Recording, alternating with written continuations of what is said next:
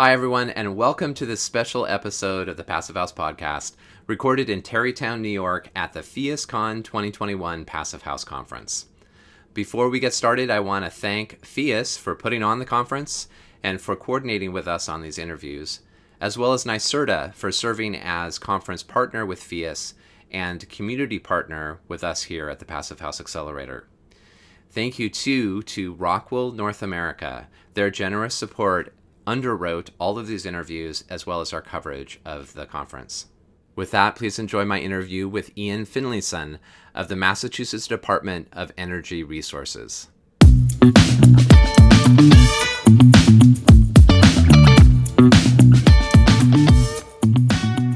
Hello, I'm sitting here with Ian Findlayson with the Massachusetts Department of Energy Resources. It's a pleasure to have the chance to sit down with you and chat here at PhiusCon. Welcome, Ian. Thanks. It's a pleasure to be here. Could you introduce yourself and your work at the department and maybe lay out a little context for listeners? Sure. I work for the Energy Office in Massachusetts in the Energy Efficiency Division. And our remit really is to look at energy policy for buildings broadly, but specifically we work on the statewide energy efficiency programs, which are known as MassSave, and then also on regulations like the Building Energy Code, and in Massachusetts what we call the Stretch Energy Code. And I think that some listeners may be aware of the really amazing progress that's been happening in Massachusetts. And I've learned about this through Beverly Craig, who's quite active with the House Accelerator and is with the Mass Clean Energy Center, or Mass CEC. The really rapid uptick of projects and units that's been happening in Massachusetts. And I know that there's some potential code progress, so I think there's a lot to mine here in a short amount of time with you, because I know that you're at the center of a lot of what I'm talking about. So, what is your maybe could you share with us some of the key kind of pieces of this policy framework and incentive framework that you all have been building in Massachusetts? Sure.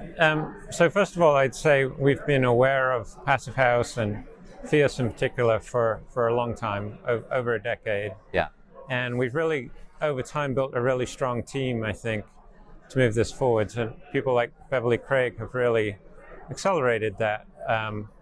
But there's a lot of players, and some of your audience might be aware of the Passive House Massachusetts at the local level. Yeah, absolutely. And the role that other actors are playing.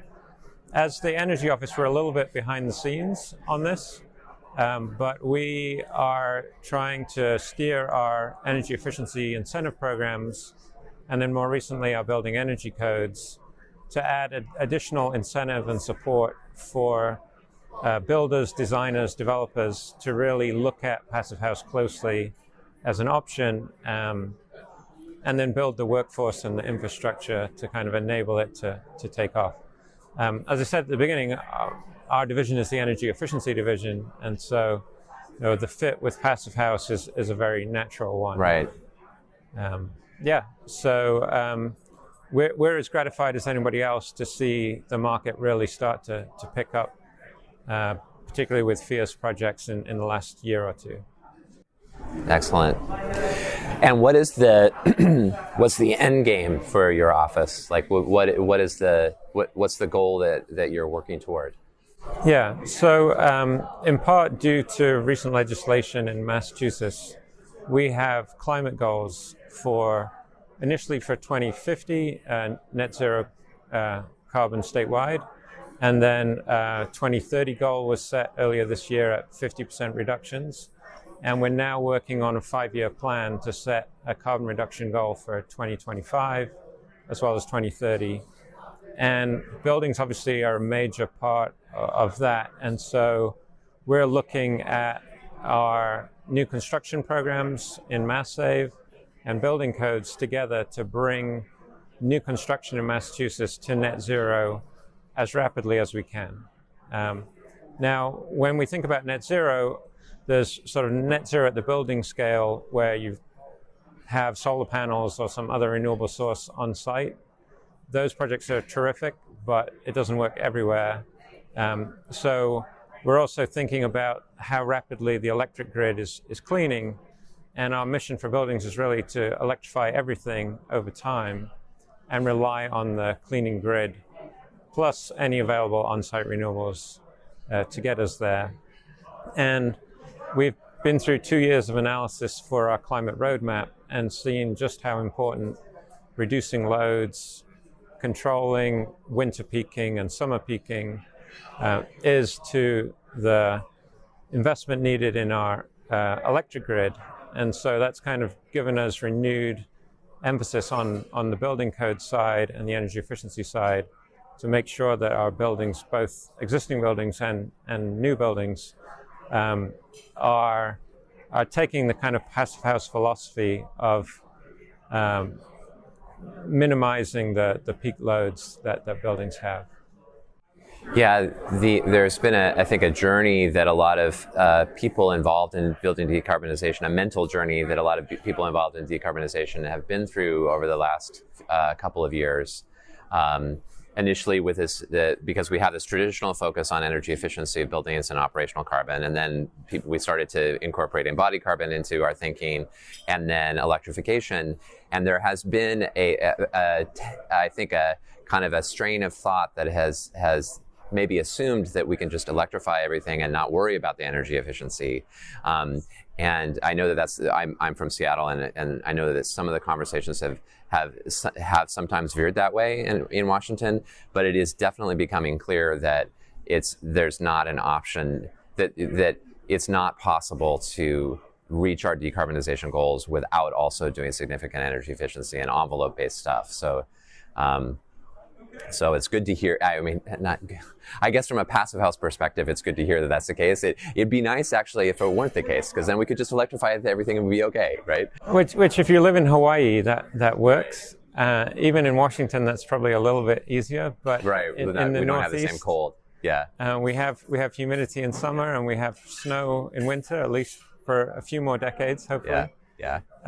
So I should say that I just sat down with Bomi Jung, and we were talking about the notion of beneficial electrification and the idea of housing quality, and housing quality being a form of climate justice. So I should backtrack this idea that it'd be nice that we wouldn't have to do energy efficiency, because the fact is when we're doing energy efficiency, these buildings are becoming better, and we're raising the bar for what a house should be. But so you presented yesterday, and probably you touched on some of the points that you've shared. But what were some of the key insights that you were sharing with folks at your presentation?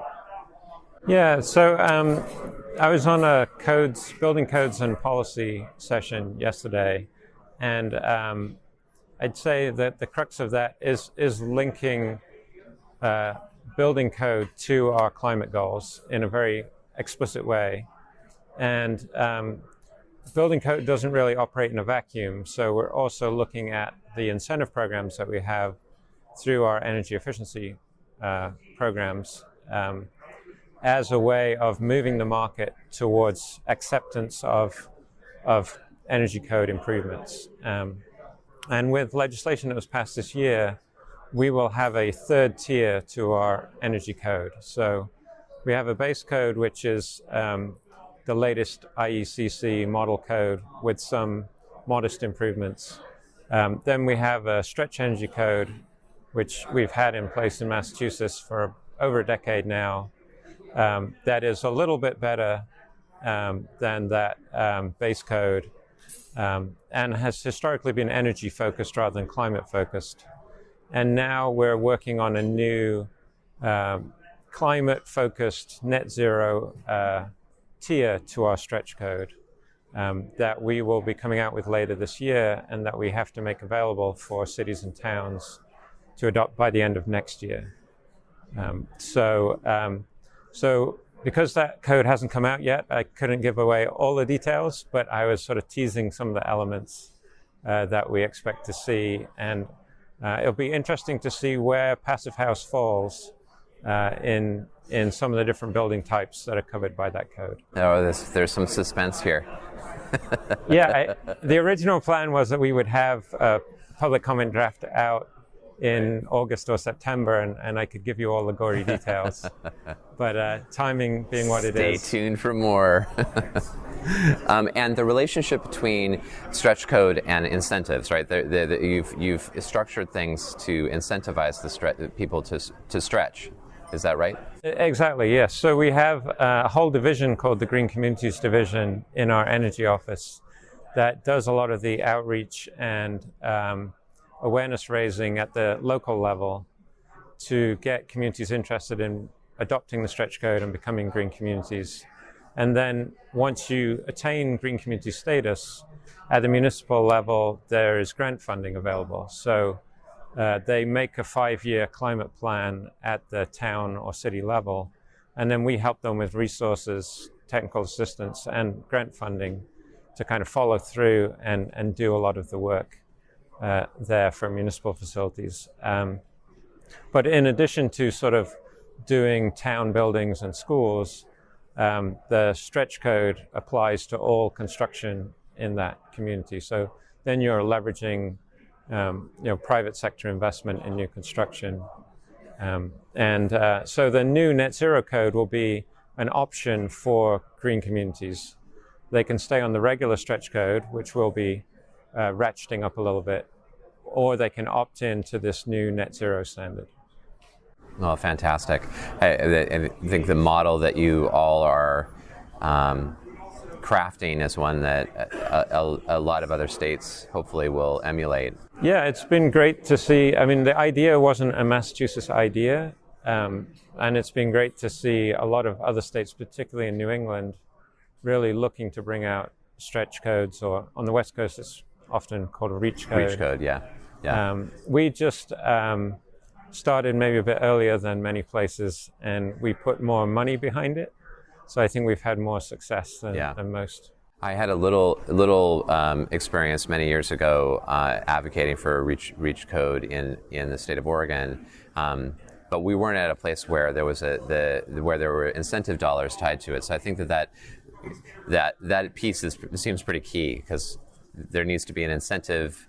I mean, it's helpful to have an incentive to encourage people to make that stretch. Yeah. I mean, I think the recipe is carrots and sticks and tambourines. So carrots and sticks and what? Tambourines. The tambourines are the sort of awareness raising and making sure it's in the conversation and enabling sort of local advocacy groups to be aware of this opportunity. And if you go to, in New England, we have a lot of town meetings, so very public forums for town decision making. And if you go there and say, the neighboring town got $500,000 last year because they adopted the stretch code, why aren't we doing it? It's a different conversation than maybe in some other places. Right. Yeah, that's powerful. Well, Ian, this is great, and the work you're doing is so important. Is there anything else you'd like to add before we close up? Well, I have to say it's very gratifying to come to a conference like PhiusCon and see that there's more happening in neighboring states than maybe I was aware of walking in the door. So I think we're seeing projects all over New England. We're still catching up to New York and Pennsylvania in terms of total projects. And then just seeing the people from different facets of the industry really engaging. I've been going to sessions on finance, as well as sessions on embodied carbon. So there's so much more for us to do, but it's really heartening to see just how much excitement there is around the expansion and the growth phase that we seem to be in right now. Right on. Great. Well, thank you, Ian. Thanks.